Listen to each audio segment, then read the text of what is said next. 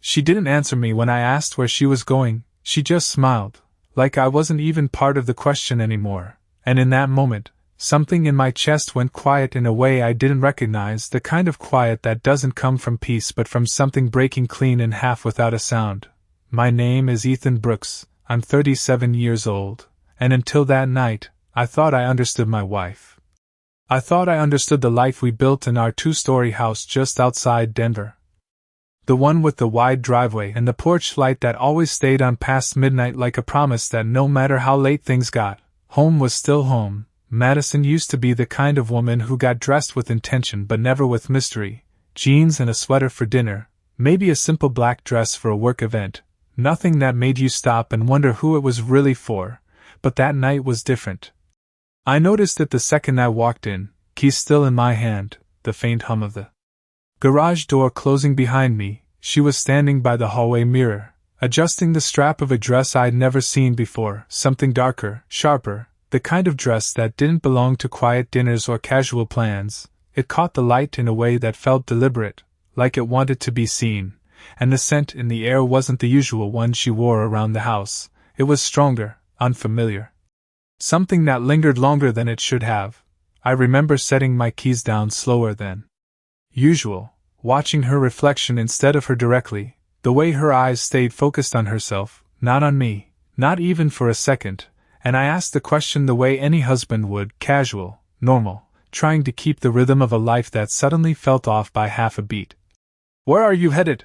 And that's when she smiled, not warm, not apologetic, not even distant, just amused, like I had missed something obvious, like I wasn't supposed to understand, and she didn't explain, didn't fill the silence, just picked up her purse and walked past me like the answer wasn't something I was entitled to anymore, and I stood there longer than I should have, staring at the space she left behind, trying to convince myself it was nothing, that people change, that routines shift, that not every question needs an answer, but there's a part of you, a part every man has, that starts keeping score the second something doesn't add up, not loudly, not angrily, just quietly, methodically, like a clock you didn't realize was ticking until the room went silent. And as I listened to the sound of her heels fading down the front steps, I realized something I couldn't unthink: women don't get dressed like that for no reason, and smiles like that don't come without a story behind them, and for the first time in years, I didn't feel like I knew the woman I was married to. I felt like I was standing at the edge of something I hadn't seen coming, something that had been building in the background while I was busy believing everything was still exactly the way it used to be. I stood in the kitchen long after the front door closed, listening to the silence settle into the walls like it had been waiting for this exact moment, the kind of silence that makes every small sound feel louder, the hum of the refrigerator, the faint ticking of the clock above the stove. Even my own breathing sounded different, slower, more deliberate, like my body was trying to process something my mind had not caught up to yet. I walked over to the sink, poured myself a glass of water, and realized my hand was steadier than it should have been. No anger, no panic, just a cold kind of focus that did not belong to the version of me from a week ago. I told myself it was nothing, that maybe she had a work event, maybe a last-minute dinner with colleagues, maybe I was reading too much into a smile that did not mean anything. But then again, Madison had never been vague. Not like that. She used to explain everything. Even things that did not need explaining. She would text me updates, send pictures of her plate at dinner, complain about traffic or the music at whatever place she was at. There was always context, always something that kept me inside her world. But tonight there was nothing, just a smile and a closed door, and that absence started to feel louder than any explanation ever could. I set the glass down and walked back into the hallway, my eyes landing on the mirror she had stood in front of just minutes ago. I could still see the faint outline of where her hand had touched the frame, like a ghost of the moment that refused to disappear, and I caught myself replaying it. The way she did not look at me, the way she adjusted her dress like I was not even in the room. The way that smile carried something I could not name, something that felt almost rehearsed, and that is when the first real thought hit me. Not loud, not dramatic, just simple and direct. This was not the first time. People do not become that comfortable with silence overnight. It takes repetition, it takes practice, it takes moments I was not there to see. I pulled my phone out of my pocket, stared at it for a second, then opened our message thread. The last text from her was from earlier that afternoon. Something normal about picking up groceries tomorrow, nothing that hinted at tonight, nothing that warned me that something had already shifted between us. I typed a message, something casual, asking again where she went, then deleted it before I could send it, because I already knew she was not going to answer in a way that made sense, and asking twice would only confirm one thing, that I was still playing by rules she had already stepped outside of. I slipped my phone back into my pocket and leaned against the counter, letting the quiet stretch out, because sometimes the most dangerous thing you can do is react too early. Sometimes the smartest move is to watch, to wait, to let the pattern reveal itself without interference. And as I stood there, staring at nothing, I realized something else, something heavier, something that settled deeper than the first thought.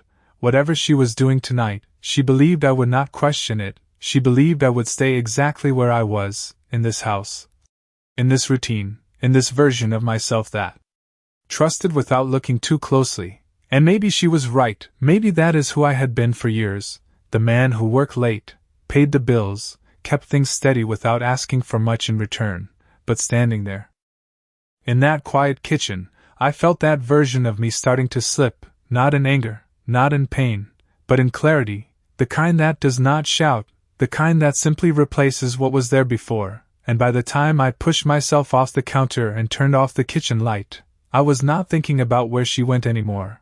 I was thinking about how long this had been happening without me noticing, and that question, that single question, stayed with me as the house went dark, because it was not about tonight anymore, it was about everything that came before it.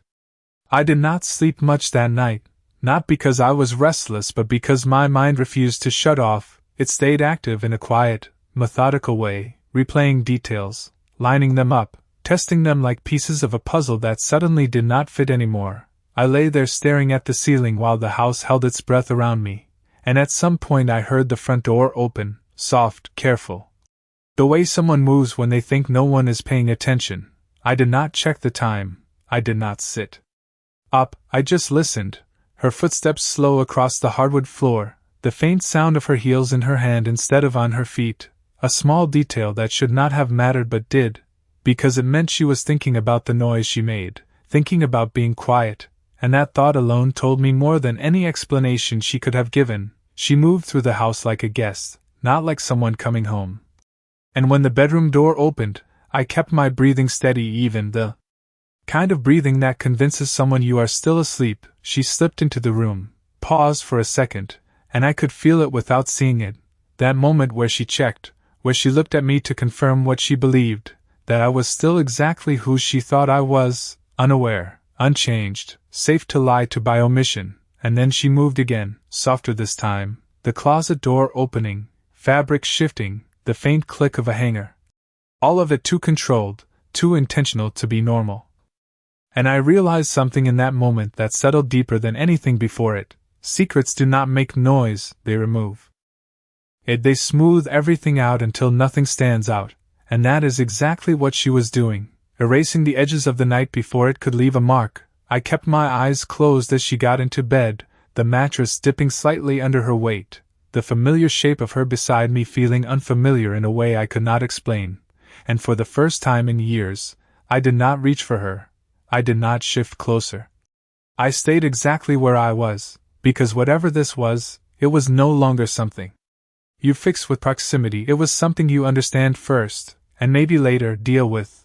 Morning came slower than usual, the light creeping through the blinds inch by inch, and when I finally got up, she was already in the kitchen, dressed down, normal again, like the version of her from last night had been temporary, like it never happened. She greeted me the same way she always did, calm, casual, asking if I wanted coffee. And I watched her for a second longer than I should have, studying the details, the tone of her voice, the rhythm of her movements, looking for something that connected her to the night before. But she was clean, composed, practiced, and that word stuck with me, practiced, because that is what it felt like, not natural, not spontaneous, but rehearsed over time until it became second nature. I took the coffee she handed me, nodded once, and said nothing about where she had been. Nothing about the way she came home, nothing about the silence she left behind.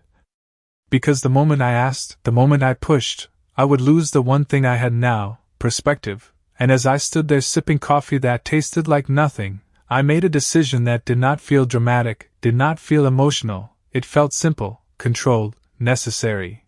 I was not going to confront her, not yet. I was going to watch. I was going to pay attention to every small detail she thought I would ignore.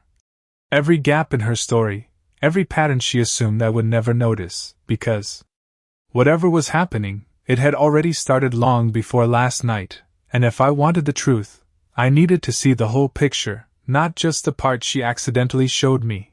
And for the first time since this began, I did not feel confused. I felt clear, not about what she was doing, but about what I needed to do next. By the third day, the house had not changed, but the way I moved through it had. Every step felt more deliberate, every glance carried weight, like I was no longer living inside my life but studying it from a slight distance, and Madison did not notice. Or maybe she did and chose not to react, which in some ways was worse, because silence like that is never empty, it is calculated, it is chosen. And I started to see the pattern not in what she said, but in what she stopped saying. The small conversations that used to fill the space between us were gone, replaced by efficiency, schedules, quick updates that sounded right but felt hollow, and the more I paid attention, the clearer it became. This was not sudden, this was not a single bad decision, this was something that had been building quietly while I was busy believing consistency meant security. I found myself thinking back to the early years. Not out of nostalgia but out of comparison, trying to pinpoint when the shift started. When the tone changed from open to guarded, from shared to separate, I remembered nights when we would sit on the back porch, talking about nothing important, just letting time pass without needing to fill it with purpose. Back when her laughter came easily and did not feel measured, back when her eyes met mine without hesitation, and the contrast between then and now was not dramatic, it was subtle.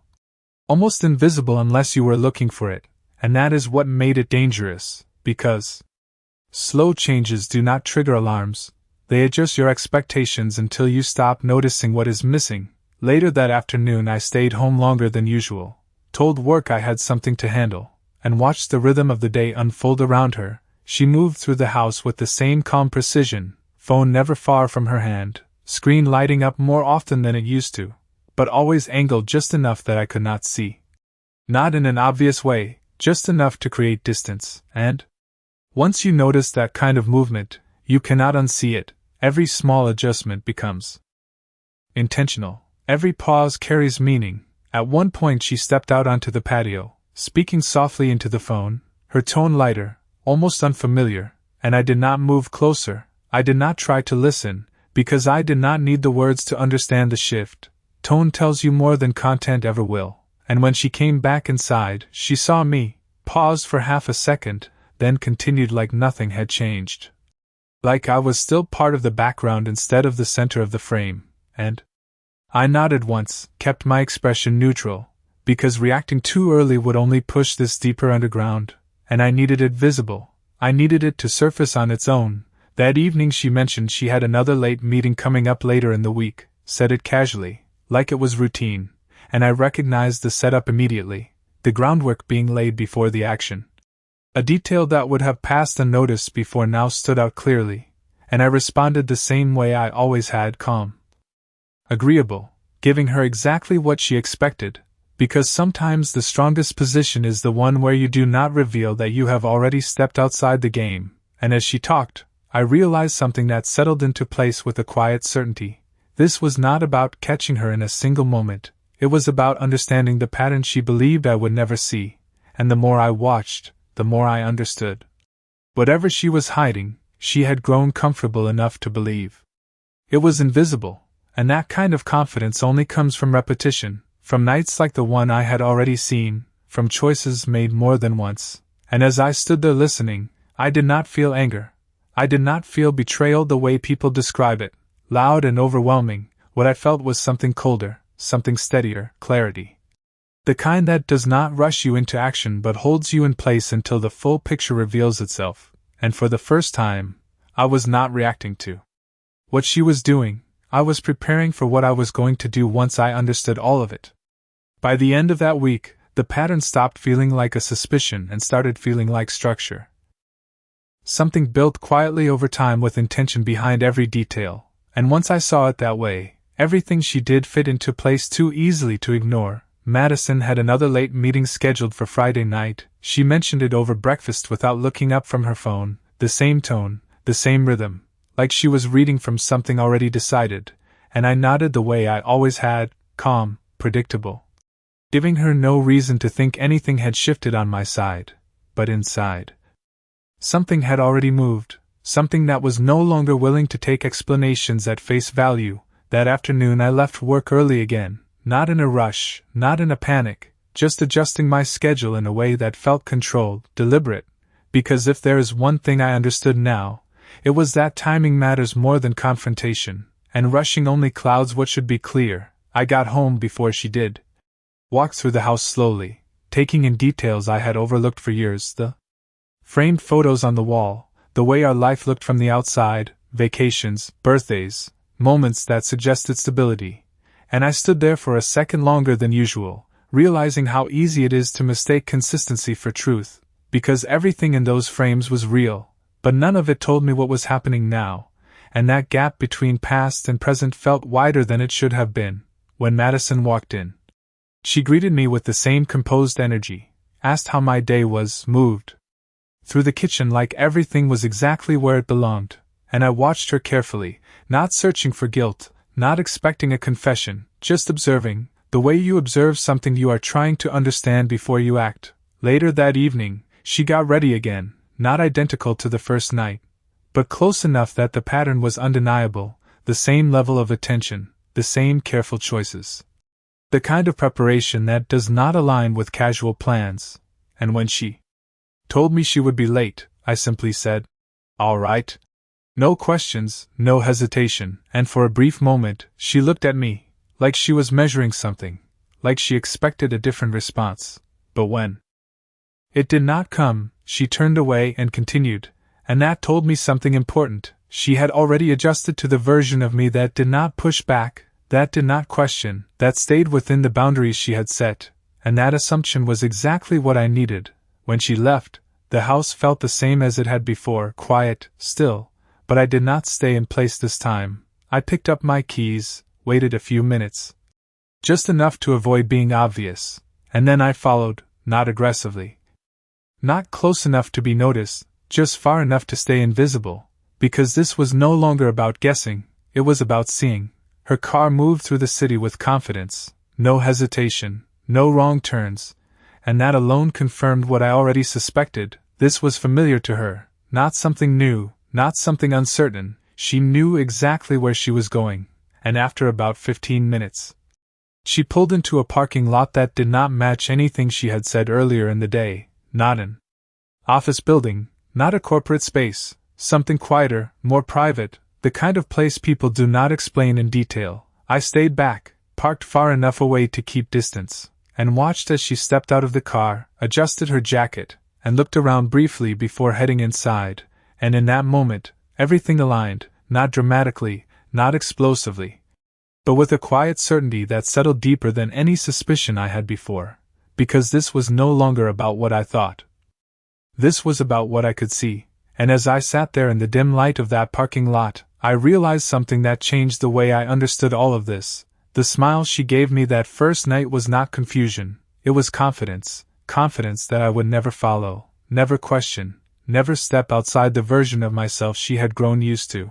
And now, sitting there watching the door close behind her, I knew exactly how wrong that assumption was. I stayed in the car longer than I needed to, not because I was hesitating, but because I understood that once you step out, once you move closer, you cross a line you cannot uncross, and whatever you see after that becomes permanent, something you carry whether you act on it or not. So I sat there, engine off, hands resting loosely on the steering wheel, watching the entrance she had just walked through. The building itself was nothing special, clean, quiet, the kind of place that blends into the background of a city block, but the way she entered it did not match the story she had given me earlier. There was no uncertainty in her steps, no pause, No checking her phone for directions, just a direct, familiar movement like she had done this before, more than once, and that detail settled into place with everything else I had already seen. Patterns do not lie, they repeat, and this was repetition, not coincidence. A few minutes passed, then 10, then 20, and I realized I was not waiting for something dramatic, I was waiting for confirmation, something undeniable that would remove the last layer of doubt, not because I needed proof to feel justified, but because clarity matters when you decide what comes next. Eventually, I stepped out of the car, the air cooler than I expected, a light breeze moving through the empty spaces between parked cars. I walked toward the building slowly, not trying to hide, just moving with the kind of quiet confidence that comes when you already know more than enough. The glass doors reflected my image back at me, and for a second, I saw it clearly, not the man I had been a week ago, but someone more controlled, more aware, someone who was no longer reacting but observing. I pushed the door open and stepped inside. The lobby was dimly lit, soft music playing somewhere in the background, a front desk off to the side with a woman who barely looked up as I walked past. Everything about the place suggested privacy, discretion, the kind of environment where people come and go without questions, and that alone told me I was exactly where I needed to be. I did not ask for directions. I did not announce myself. I simply moved forward, following the layout, the subtle cues, the way hallways branched off, the way doors were spaced, and as I walked, I started noticing details that confirmed what I already suspected: couples, quiet conversations, people who were not there for business meetings or casual dinners, nothing inappropriate, nothing explicit, just enough to understand the purpose of the place without needing it explained, and that realization did not hit me like a shock, it settled in slowly, like something I had already accepted before I walked in. I moved deeper into the space, not searching for her with urgency, just allowing the environment to guide me, and then I saw her.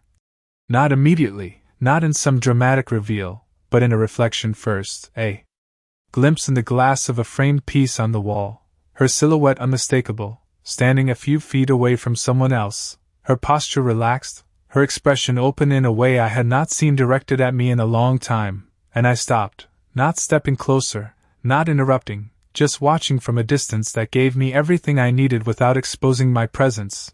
The man she was with was nothing extraordinary, average height, dressed well enough to blend into the setting, but that was not the point. The point was the way she interacted with him, the ease, the familiarity, the absence of tension, like this was not new, like this was something established, something ongoing, and in that moment, everything aligned completely, the late nights, the silence, the smile, all of it forming a single, clear picture that required no explanation. I did not feel anger rise, I did not feel the urge to confront. Because emotions like that belong to people who are still trying to understand what they are seeing, and I was past that now. I understood, completely, and as I stood there, watching quietly, I realized something that changed the weight of the situation entirely. This was not about catching her in a lie. This was about recognizing that she had already built a second version of her life, one that existed parallel to ours, and the only thing left for me to decide was not whether it was real, but what I was going to do with that truth now that I had seen it for myself. I did not step closer. I did not say her name. I did not interrupt whatever version of herself she had chosen to become in that moment, because the truth is, confrontation feels powerful only when you are still hoping for a different outcome, and I was not hoping anymore. I was observing, and observation gives you something confrontation never will: control. I stayed where I was, just far enough to remain unseen, close enough to understand everything I needed. The way she leaned slightly toward him when he spoke, the way she smiled without hesitation, without calculation, a natural ease that had been missing at home for longer than I wanted to admit. And that contrast told me more than any words could have. Because people reveal their priorities not in what they say, but in where they relax, where they stop performing. And she was not performing here, she was comfortable. And that comfort meant history, it meant repetition, it meant this was not a mistake or a one-time decision. This was a pattern she had settled into, something she had chosen over time. While I stayed exactly where she expected me to be, I watched for a few more minutes. Not because I needed to, but because I wanted to remove any last doubt. any possibility that I had misread the situation, but there was nothing left to question. The details aligned too cleanly. The body language, the timing, the setting, all of it formed a single, undeniable truth. And once you reach that point, once everything becomes clear, something inside you shifts in a way that is hard to explain. It is not anger, not immediately, it is more like a recalibration. Like your mind quietly reorganizes itself around a new reality without asking permission. I stepped back slowly, turning away before either of them noticed me, not because I was avoiding the moment, but because I had already taken what I needed from it, and staying longer would not change anything. Outside, the air felt colder than before, sharper, like the night had gained an edge while I was inside. I walked back to my car without rushing, each step steady, controlled. Because the last thing I was going to do was let this moment dictate my pace. I sat down behind the wheel and closed the door gently. No sudden movements, no heavy breathing, just silence again. But this time it felt different, not uncertain, not questioning, just clear. I rested my hands on the steering wheel and looked straight ahead, letting the weight of what I had seen settle into place. And for a moment, I thought about going back inside, about walking up to them, saying something that would break the illusion she had built. But that thought passed as quickly as it came, because that kind of reaction belongs to someone who needs immediate closure, someone who needs to release emotion in the moment, and I was not that person anymore.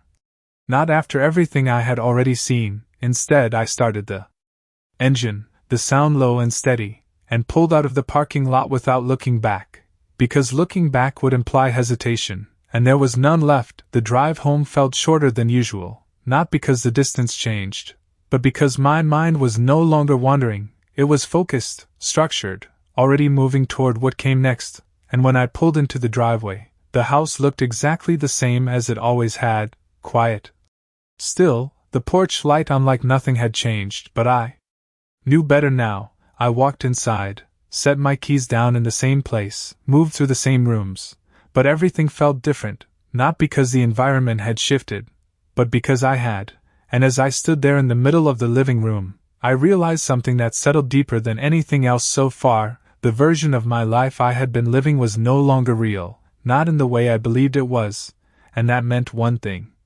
Whatever came next was not about fixing what was broken, it was about deciding what I was willing to keep and what I was ready to walk away from. And for the first time since this began, I was not reacting to her actions, I was preparing my own. That night, I did not wait for her to come home to confirm anything else, because there was nothing left to confirm. The truth had already settled into place with a clarity that did not need reinforcement. So instead of pacing or replaying what I had seen, I sat down at the dining table, opened my laptop, and did something I had not done in years. I looked at my life like a system instead of a routine: accounts, assets, timelines.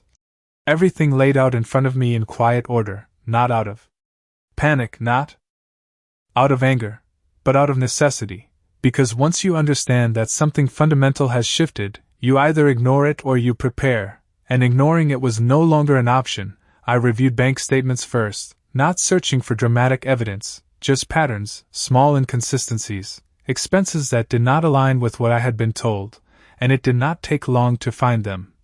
Dinners that were labeled as work expenses but occurred at places I now recognized, rides that ended in areas she never mentioned, details that had always been there but never questioned. And as I moved through the numbers, I realized something that should have been obvious: secrecy leaves a trail, not always loud, not always obvious, but consistent, and consistency is easy to track when you stop assuming everything is as it should be. I documented everything, quietly, methodically, screenshots, notes, dates. Not because I intended to confront her with it immediately, but because information gives you options, and options give you control. Later, I opened a separate folder, one I had not touched in a long time: legal documents, property records, things most people ignore until they need them, and I read through them slowly, carefully, understanding exactly where I stood, what was shared, what was separate, what could be protected if necessary, because whatever came next, I was not going to walk into it unprepared. The house remained silent around me, the same familiar space that now felt like a stage after the audience had left, everything still in place but carrying a different meaning. At some point, I heard the front door open again, softer than before, careful, measured, and I did not close the laptop, I did not hide what I was doing, I simply minimized the screen and sat back, calm, composed. When she walked in, she looked the same as earlier that evening, composed, controlled. Her expression neutral in a way that would have passed without notice before. But now I saw the effort behind it, the slight delay before she spoke, the way her eyes scanned the room briefly before settling on me, checking, always checking. "You are still up?" she asked, her tone light, almost casual, and I nodded once. "Just finishing something." My voice steady, even, giving nothing away. She moved past me, placing her purse down, slipping into the routine she had perfected, small talk, simple questions, none of them reaching anything real, and I answered the same way, matching her tone, her pace, because the last thing I was going to do was disrupt the illusion too early, not when I had already seen what I needed to see. Later, when she went upstairs, I stayed where I was for a few minutes. Longer, listening to the quiet return, and I realized something that changed the way I approached everything moving forward. She believed this was still working, she believed the version of reality she had constructed was intact, and that belief was my advantage, because as long as she thought I was unaware, I had time to prepare, time to understand every detail, time to decide exactly how this would end. And as I closed the laptop and stood up, turning off the lights one by one, I felt something settle into place with a calm certainty. I was no longer reacting to what she had done, I was structuring what I was going to do next, and whatever that was, it was not going to be rushed, it was going to be precise. The next morning felt no different on the surface, sunlight cutting through the blinds, the same quiet hum of the house waking up, the same routines playing out like they always had, but underneath it, everything had shifted into something final. Something that no longer needed time to develop or reveal itself, because I had already seen the full picture, and now it was about execution, not discovery. Madison moved through the kitchen with that same composed rhythm, pouring coffee, checking her phone, asking questions that sounded normal but carried no real weight, and I answered them the same way, steady, controlled, because this was not the moment for emotion, this was the moment for precision. I watched her for a second longer than usual. Not searching for guilt, not expecting anything to surface, just acknowledging what was already there, the distance, the quiet separation that had replaced what we used to have. And for the first time, I did not feel the need to bridge that gap. I let it exist, because closing it would mean stepping back into something that was no longer real. Later that afternoon, I made the calls I needed to make, not dramatic, not confrontational, just practical. A lawyer first, recommended quietly through a contact I trusted, someone who understood discretion, someone who did not ask unnecessary questions. I scheduled a meeting. Provided the basic details, kept it simple, because this was not about telling a story, it was about establishing a position. After that, I moved through the rest of what needed to be done, separating accounts where possible, documenting everything that mattered, making sure that when the time came, I would not be reacting, I would be presenting. And that difference changes everything. That evening, she mentioned another upcoming commitment, something casual in her tone, something she expected me to accept without thought, and I nodded. The same way I always had, but this time there was a quiet certainty behind it, not compliance, not ignorance, just understanding, because I already knew where that path led, I had seen it, I had stood inside it, and I had walked away without making a sound. A few days passed like that. Routine on the surface, preparation underneath, each step deliberate, each decision placed exactly where it needed to be, and then the moment came, not explosive, not dramatic. Just a point where everything aligned and there was nothing left to wait for. She was getting ready again, standing in front of that same mirror, adjusting her dress, the same careful movements, the same quiet confidence, and I stood in the doorway, watching for a second before speaking, not loudly, not sharply, just enough to enter the space. "We need to talk," I said, and she turned, that same smile beginning to form, the one she had used before, the one that dismissed questions before they could fully exist. But this time, I did not ask anything. I stepped forward, placed a folder on the table beside her, calm, steady, and let the silence do the work. Her eyes dropped to it, hesitation breaking through for the first time, and in that moment, everything changed, not because I raised my voice, not because I accused her, but because I did not need to. The truth was already there, structured, documented, undeniable, and I looked at her, not with anger, not with regret, just with clarity. "That smile," I said quietly.